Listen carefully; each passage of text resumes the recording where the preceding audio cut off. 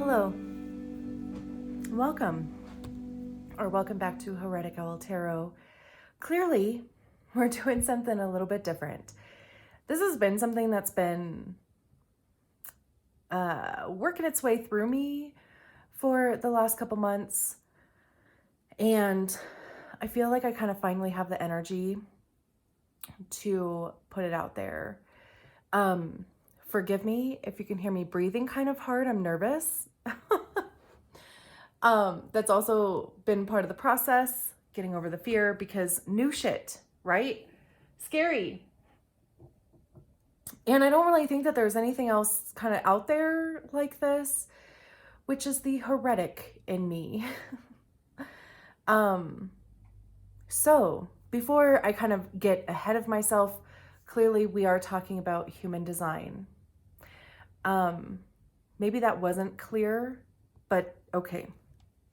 We're talking about human design. And specifically for the purpose of these readings, we are going to be talking about your human design profile. Now, this may be the first time that you're hearing about human design, maybe not. I mean, you can be kind of diving into it too. I have been doing a deep dive into it. And what made me take that dive is my profile. I'm a 5/1, which is a heretic investigator, which is also where part of my name comes from, the name of this channel and the name of my business. So, reading about my profile, I mean, literal tears were were coming out of my eyes, because it was the first time and probably ever in my life that I had actually felt seen and understood, and I didn't feel inherently flawed, and I didn't feel crazy, for having the experiences that I had had. So from there, and with the 5/1 profile, it is very hard to be seen. So again, just feeling that recognition, hell yeah. I was like, give me everything. I need to know absolutely everything. And I don't, I'm not an authority on this. I'm not claiming to be, I am claiming to be a heretic and bringing more information. I do still have an intention of doing the Zodiac sign readings, but this is just a different way for you to get information regarding your situation. And that's what my intention is. Because also the one line in my profile loves investigation and just kind of having that information. That's not everybody, of course, but like I said, it's something different outside of your sun, moon, and rising sign. So, the readings are going to be the same. I mean, we'll get to, of course, the good stuff, but I just kind of want to set my intentions here and what you can expect. Really, the only thing that's changing is, like I said, we're not going to go by Zodiac. We're going to go by human design profile. At the beginning of each profile reading, I do have an intention of reading some new information. Like clearly, like I have the definitive book of human design here, which comes from the School of Human Design, which I did not attend, but I bought the book. And I think it's, of course, just starting at the source, right? Or not. Okay. And then, I have a few other books. There's a few other blogs, and things. So, I do intend to just kind of give a bit more information on each profile every time I put these readings out. And then from there, we're just going to go into like the regular tarot reading. So that part is going to stay the same. Now, if you know your profile, you can just skip ahead because you would be here because this is your profile. But if you don't know your profile yet, I'll link the website below. I use Joven Archive because, again, you know, it's kind of coming from the original. There are plenty of options when it comes to getting your human design. So, I mean, you can just Google human design chart and pick one. Of course, I mean, pick one that's free. I think for the most part they are, most of them, all of them. So you'll need the same information you need for your natal chart. So you'll need your birth date, the time, and location. Now with human design, the time does need to be as accurate as you can get it, because there are certain things that can change based on the time. So again, you would want to try to get that as accurate as you can. If you don't know the exact time, maybe you know that you were born sometime in the morning, maybe you know that you were born sometime in the afternoon or evening or overnight. You know, I mean, you can kind of use a general time that correlates to the time of day. Like morning, you can use 6 or 8 o'clock, afternoon, noon or 2 o'clock, evening, 6 or 8 o'clock, overnight, you know, I don't know, 1 or 3 o'clock. And if you don't really know that, like I have a friend who has no clue, like the time isn't even on her birth certificate, but she has always had this feeling that she was born in the morning and has just kind of rolled with that. So, you know, but you'll put in your information and you'll see your body graph. This one is mine. Aw. Now, your body graph is going to be unique to you. I don't think that it's impossible, but I think it's incredibly rare for somebody else to have your same exact design. There might be similarities, but as far as it being exact, that's pretty rare. Like my cousin and I have the same centers defined, which means that those centers are colored in. And we have some of the same channels and gates, which are those red or black areas between the centers, but it's not exactly the same. But there's a lot of similarities between us, but of course there's a lot of differences. So you'll see on the right or the left side, there's those numbers in red, that's the design side. And on the left, there's the numbers in black, which is your personality. And those numbers are the correlating gates, which again are the red and black lines between the centers. And the centers are those areas that are either colored in, there's 9 of them. They're either colored in or defined, or they are white or undefined. You can have all of them colored in, you could have none of them colored in, and you can have any combination of that in between. So it depending on how your screen looks, you might have to scroll down a little bit, or it might be to the right, but you'll see that there's listed a type, which would be either a manifester, a generator, a manifesting generator, a projector, or a reflector. You'll see definition, you'll see strategy, you'll see your profile, your inner authority, your not self theme, and your incarnation cross. Now, we are focusing on your profile.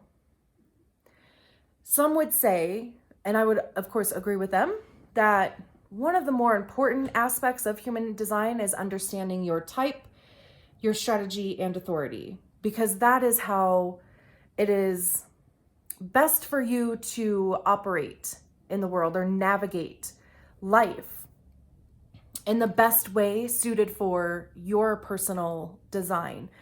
So, I mean, you can just Google or jump on YouTube and type in manifester type, or just manifester human design, you know, whatever your type is, manifesting generator, you know, whatever your type is, just type that information. I mean, there's so much good information. Of course, you can buy books if that's what you're into. However, I will leave that more to you for the time being. And like I said, we are going to focus on your profile. And before we get into the readings, and actually before I even skip too far ahead, there are 12 profiles. And those are 1-3, which is the investigator martyr, 1-4, which is investigator opportunist, 2-4, the hermit opportunist, 2-5, hermit heretic, 3-5, martyr heretic, 3-6, martyr role model, 4-6, opportunist role model, 4-1, opportunist investigator, 5-1, heretic investigator, 5-2, heretic hermit, 6-2, role model hermit, and 6-3, role model martyr. So again, you'll find that there once you pull up your chart. And if you are new to human design, I just, because some people are like, what the hell? What is that? And again, I think that, I could talk for hours about what it is. And maybe someday I will. But for now, I just wanted to give this little snippet out of the definitive book of human design. It says the human design system is not a belief system. It does not require that you believe in anything. It is neither stories nor philosophy. It is a concrete map to the nature of being, a mapping of your genetic code. This ability to be able to detail the mechanics of our nature in such depth is obviously profound because it reveals our complete nature in all its subtleties. Excuse me. Human design opens a door to the potential of self-love, a love of life, and the love of others through understanding. Ra'uruhu.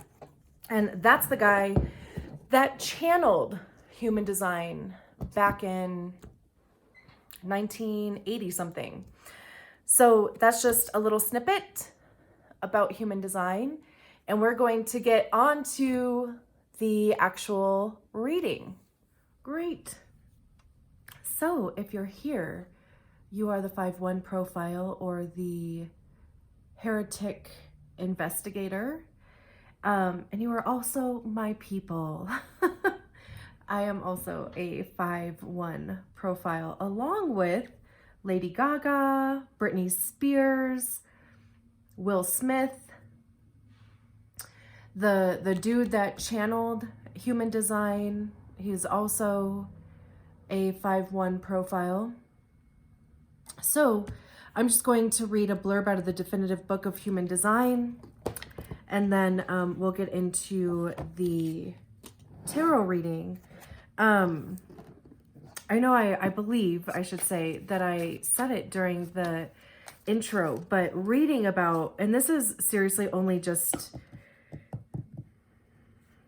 like a skosh, maybe not even a skosh. It's, there's a lot of great resources out there that talk about the 5-1 profile almost kind of like objectively without sugarcoating. Because I feel like there are some people that try to kind of sugarcoat the 5-1 profile. And I'm not a fan of that. Like, I'm not a fan of sugarcoating anything. I want the information, and I'm sure that's probably where that investigator line comes from. So anyway, all of that is to say that, there is definitely more information beyond this. I'm going to read this background here. I'm not going to read the full 2 pages. I'm going to read this little section right here too. But it says the I Ching, in the I Ching, The exalted or ruling fifth line embodies the theme of a hexagram. For the heretic investigator, sorry, for some reason I was like, did I say that right? What? Anyway, okay. For the heretic investigator, the unconscious first line representing the authoritative foundation is joined by the fifth line, which consciously projects all that foundation could or should be. The result is that the 5-1 is the most transpersonal with the highest universalizing potential of all 12 profiles. This is a profile of saviors and generals, or of trickery and paranoia. It is very seductive. Heretic investigators are projected upon to save or rescue others with a practical solution in a time of crisis. And then this says up here, Ra, and Ra Uru, he's the guy that channeled this. That's the name that he changed his name at some point. I don't know the full story behind that, but I believe his given name was, is it Robert Krakauer or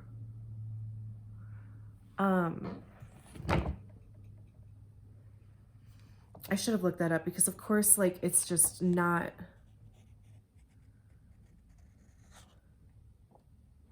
Anyway, of course, that's not something that I have like right in front of my face.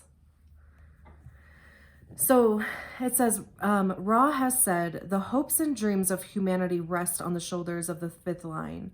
This is a big responsibility to carry, and the best way to operate within this expectant projection field is to stand on a solid, practical, and authentic foundation. And that is a lesson in trusting yourself. Because, yeah, I did have it partially right. It's Alan Robert Krakauer. But like I said, he did change his name at some point, and that story I'm not familiar with yet. So, you know, there's a few things that oh my gosh.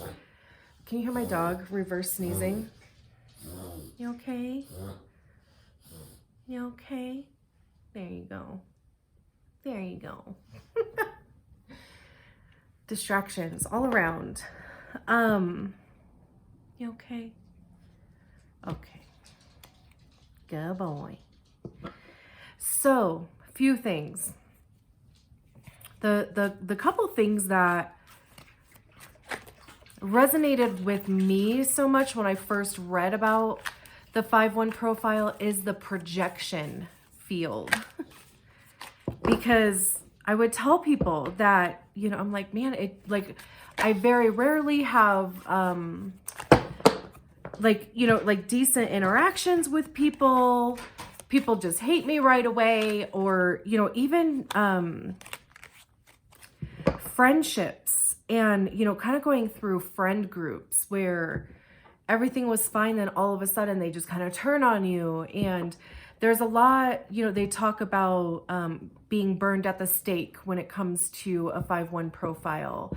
That can be in business, it can be in relationships. But the thing to know about the 5-1 profile is that it's difficult for other people to see you. So if you've always felt like people don't see you, this is why. Because there is this projection field, and people will project onto you their own shit. So really, what they're seeing is a projection of themselves, which is hard to deal with, honestly. But, you know, I mean, it was kind of one of those things where I was like, you know, as soon as I realized it, it helps. You know, it doesn't necessarily make it better, but it definitely helps. Because, you know, like, I spent a lot of time thinking I was just inherently flawed. There was something wrong with me. You know, I would try to wear all these different hats, try my best, you know, to be seen and heard and understood. And it was like this endless battle, you know. I will say that I have a lot of 2 4s and 4 6s in my life. From my understanding, you know, 6 lines are compatible with 5-1 profiles. And I think just the 4s in general, like, you know, they have that kind of community aspect with them, which I love. But I like that, you know, in the book, because I feel like what it's really come down to for me is that I have to be so grounded in who I am. Like, to the point where, you know, what other people say about me won't affect me, because I know it's not true. Because I know. I know who I am. I know who I'm not, right? And it's also, it makes it easier to distinguish between what is a projection and what is not. I mean, we are definitely not immune to projecting also. But yeah, you know, kind of having that practical solution. Like, we can come in to a situation and, you know, kind of like it was saying, like, save it. But it's kind of like, that's where it ends. Like, you know, we come in, we provide our practical solution, our practical guidance, and then we exit. Because if we do overstay that welcome, that's kind of when we start maybe running into some problems with that projection field, which again can be slightly difficult to either discern, but also, you know, like, just kind of recognize, right? Like, but at the same time, it saves a lot of strife. So, I don't necessarily have like a spread that we're going to do. I'm just going to shuffle the cards, cut them, and lay down 6 cards. You know, of course, I mean, my intention here is just kind of like the zodiac signs, as far as, you know, I want the reading to be relevant to you as a 5-1 profile. It's not necessarily going to, I mean, we're not necessarily going to, you know, kind of talk a lot about the profile unless that comes up in relation to the cards. But again, you know, same with the zodiac signs, right? Like, I mean, I just kind of go through each zodiac sign and bring messages relevant to that sign. So it's the same thing with the profiles. I just wanted to kind of give a different avenue for information, because, you know, like, not everybody in the 5-1 is going to be a Taurus or whatever, you know, like, so it kind of expands our ability to, our ability to get information. So, okay. The cards have been less annoyed with me this time around. There comes a point where they just start like exploding because I talk too much, and it's like, okay, let's get going. So we have the 5 of Cups, Justice, the Lovers, 7 of Thunder, 8 of Thunder, Ace of Thunder,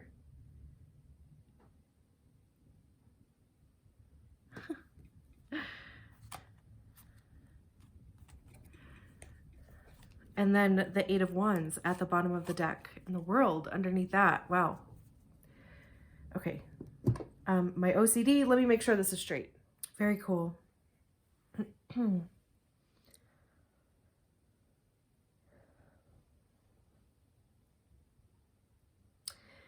This has this feeling of like,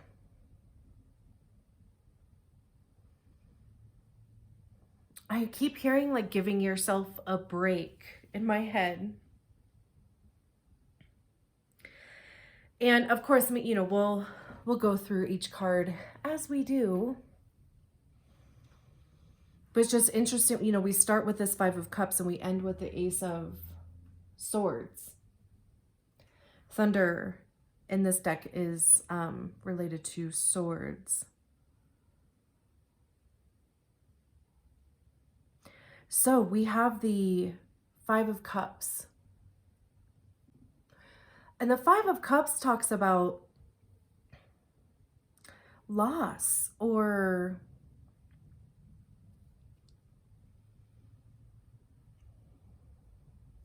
even like disappointment comes to mind. It could be frustration, it could be anger, bitterness, right? I mean, like I'm working my way through all of the types in human design. So manifestors would feel anger, projectors would feel bitterness, generators are going to feel frustration, and reflectors are going to be disappointed. So, you know, because there's these 3 cups here that have been spilled, and there's still 2 cups left, right? But I mean, this figure has like turned its back on all the shit, right? Like this could even be that trickery and paranoia thing that was mentioned in the book, because, you know, if you have lived a life full of projections, and if you had no clue why that was happening, and I'm saying this because this was me, then there is very much that paranoia element to it. And almost, you know, trickery in the sense of trying to like figure out ways to avoid projections. That's a lot of mental gymnastics, right? Because, you know, I mean, the 7 of Thunder or the 7 of Swords does talk about deceit and betrayal. There is kind of a manipulation element to it, dishonesty. It's not, you know, like the loveliest of cards. So if this is the current, or if this has been the immediate past, I mean, this isn't necessarily set up in past, present, future, or anything like that. But if this is, because honestly, this almost feels that way. Like this feels like immediate past. This feels like present. This feels like future. But like I said, that's not necessarily my intention with putting the cards down, but we'll roll with it.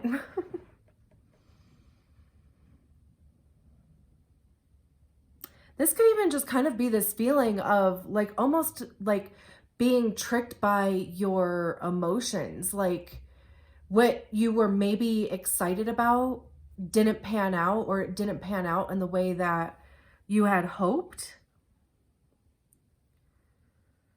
I like sometimes don't know what to do with my hands. I feel like, is it Anchorman or whatever? He's like, I don't know what to do with my hands. I don't. So I'm like, can I just rest one of them here? Is that weird? I don't know.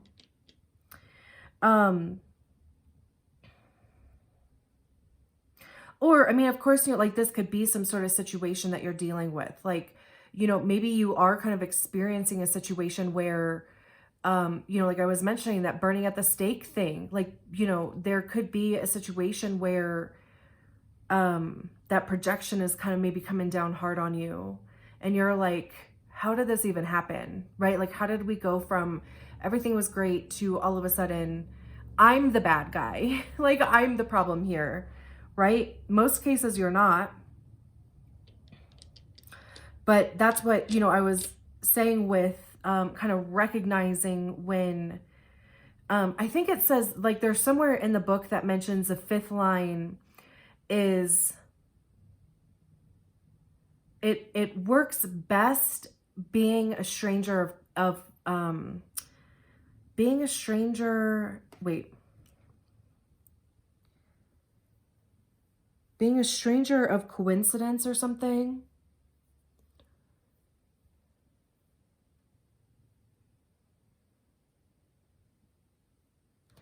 should try to find it really quick so I can actually, I think it was the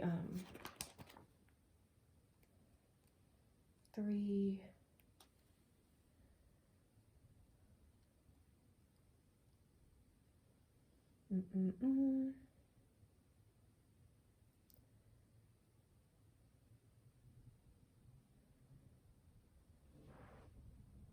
Here we go.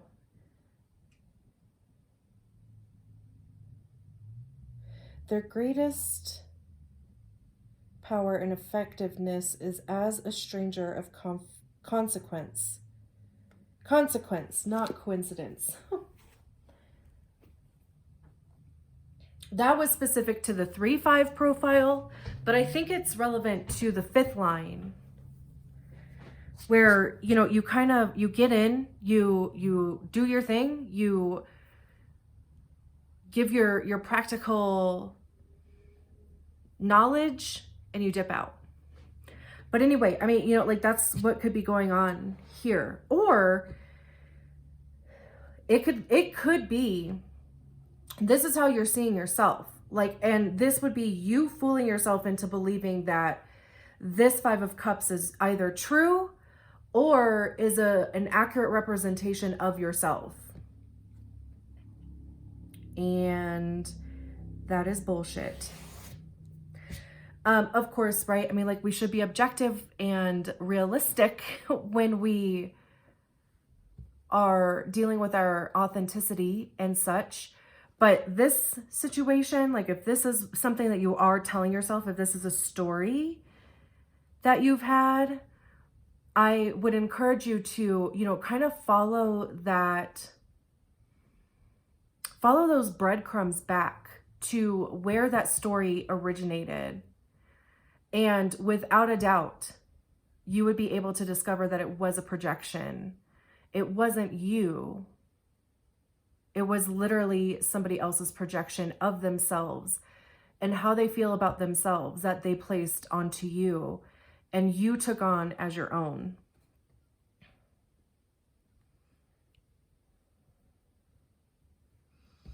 I also love how both of these figures are facing or looking to the right, which is future focused.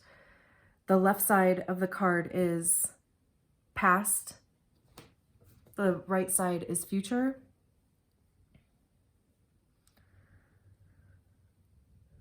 So then we have justice here, and justice talks about fairness. It's the scales balancing. I like to read the artist's like interpretation of some of these cards. So I have the little guide here, and it says, what seeds have you sown? What dreams will you grow? My decisions are my power. I create my beautiful reality.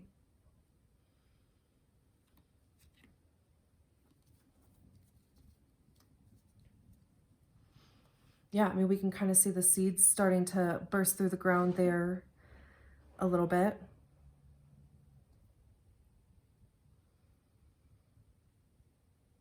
This is, you know, like I get this feeling of recognizing, for one, what you're capable of. For two, it's like, what do you deserve?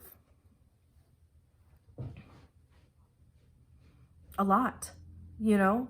You're deserving of everything.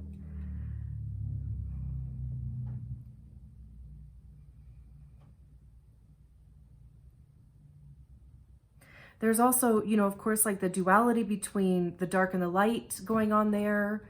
And of course, you know, just kind of the balancing of those two energies. And again, with, you know, I was saying being objective, the justice card is objective. You have to be objective when it comes to justice. You can't insert bias when it comes to justice. That's not justice. That's an opinion at that point. So this is purely objective information, the ultimate truth and the actual truth of a situation, which is, you know, we have the Ace of Swords here, which is the sword of truth. So it's interesting because this is the Eight of Swords. And generally with the Eight of Swords, you know, it talks about, you know, kind of being in this like self-inflicted mind prison, like, you know, feeling like you're trapped and you have no options. And it's very kind of victimhoody. But this depiction of the Eight of Thunder says, I am completely free. I have choices and I wield the power to decide. So you can even just kind of see the energy on this card, right? Like the posture with their hands up like that. I mean, there's nothing in this card that says that they are feeling trapped or feeling anxious. There's nothing in this card that says that has any feeling of being a victim. This is freeing yourself from all of that. So it's interesting because, you know, we go from, I'm sorry, I'm spinning all over the place. We go from this energy to literally coming out of it. You have the power to decide. You are in control of your own thoughts. And you get to free yourself from this.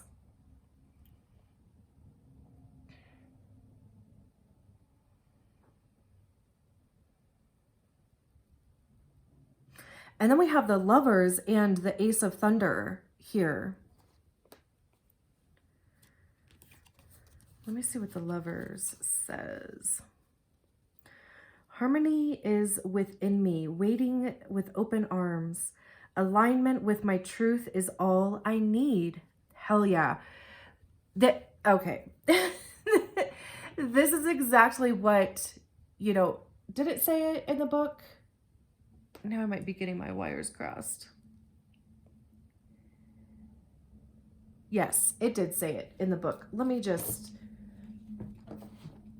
refer this part. This is a big responsibility to carry. The best way to operate within this expectant projection field is to stand on a solid, practical, and authentic foundation. That's this for me. I love how we have butterflies here. Butterflies signify transformation, right? And the Lovers even talks about, and I think it mentions like well, it says harmony is within me, but it talks about the dualities. Like it, you know, the Lovers card talks about understanding that there are many different energies around, but there's the masculine and there's the feminine, and, you know, kind of the dance that those two energies do. And that they operate best when they are in balance or in harmony with each other. So having that masculine go-getting thing, being direct, being assertive, right? Like putting yourself out there, going for it, putting in the long hours maybe. And then the feminine being in the flow and intuition and, you know, kind of allowing opportunities to birth around you and, you know, this abundance, creating abundance in your life.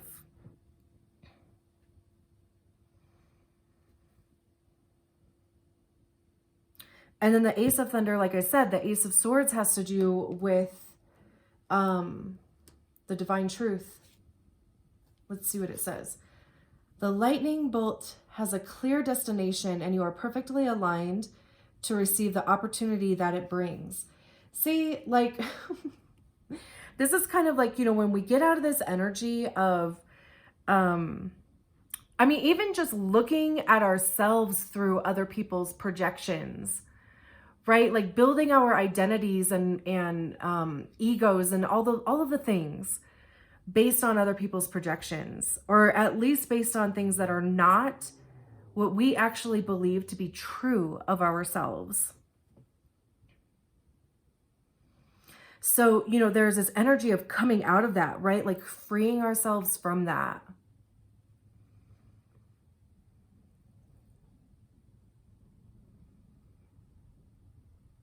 By being objective with who we are at our core, like just authentically, like, who are you?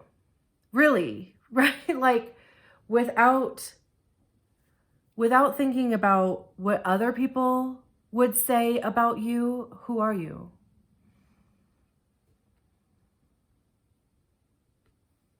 Who are you?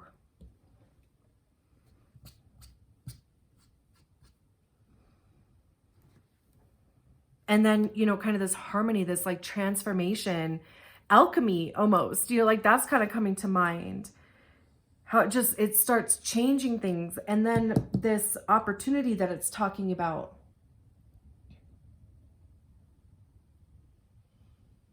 Clear destination. Swords also have to do with our ego, because that's where it lives, in our minds, right? Swords have to do with our minds, our intellect, how we perceive things to be based on our experiences. And the sword of truth, the Ace of Swords, like that is, this new perspective. Being inspired. Seeing things as they actually are, right? I mean, like justice comes in and you're like, oh shit, that's what it actually is, not what I thought it was.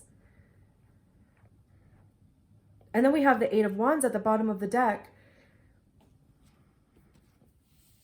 And that says, the active energies within and around me are drawing conclusions near. It is a ripe moment for action. Wands have to do with action and communication, right? And when we talk about the Eight of Wands, it's like fast moving. It could be unexpected. There could be some sort of, communication coming in that maybe you didn't see coming.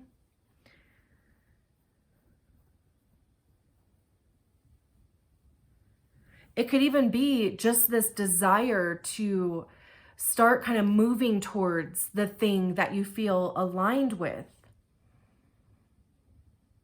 as much as what is possible or accessible to you.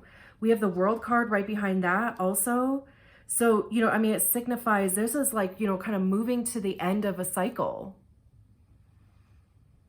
It would be saying that, like you have gotten everything that you needed from the situation and it's time to kind of close that thing out so that something new can begin.